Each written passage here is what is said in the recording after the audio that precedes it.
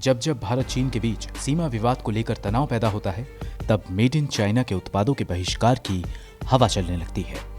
अब केंद्र में सत्ताधारी पार्टी बीजेपी के नेता और उनके समर्थक चीनी कंपनी के मोबाइल ऐप टिकटॉक को अनइंस्टॉल करने की मुहिम चला रहे हैं।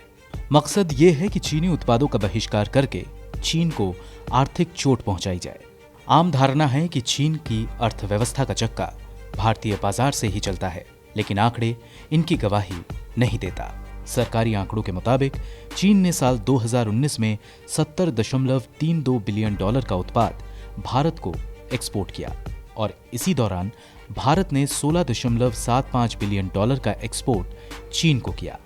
दोनों देशों के बीच व्यापार घाटा बहुत ज्यादा नहीं है, लिहाजा अगर बहिष्कार के चलते दोनों देशों के बीच कारोबार बंद भी हो जाता है तो इससे चीन की आर्थिक सेहत पर कोई खास असर नहीं पड़ेगा।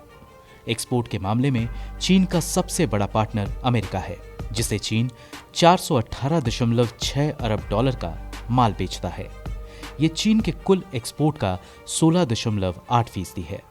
दूसरे नंबर पर हांगकांग है, जिसको चीन $279.6 बिलियन का सामान बेचता है और ये उसके कुल एक्सपोर्ट का 11.2% है।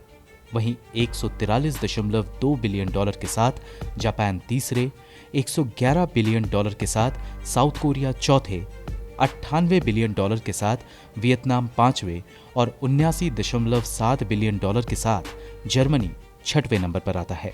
भारत का नंबर इन देशों के बाद आता है, जहां चीन ने पिछले साल $70.32 बिलियन का माल भेजा। चीन अपने ग्लोबल एक्सपोर्ट का सिर्फ 3% साझेदार भारत के साथ करता है। आसान शब्दों में कहें तो भारत चीन से सामान खरीदना बंद कर दे, तब भी चीन को आर्थिक तौर पर मामूली नुकसान होगा। इस तरह की मुहिम पर सरकार की ओर से कोई बयान नहीं आया है। आंकड़े साफ बता रहे हैं कि पब्लिक परसेप्शन से इतर भारत चीन के लिए कोई बहुत बड़ा बाजार नहीं है। चीन के साथ सीमा विवाद दशकों से चल रहा है और इससे निपटने की रणनीति भी उसे ही केंद्र में रखकर बनाई जानी चाहिए। राहुल गौतम की रिपोर्ट, गो न्यूज़।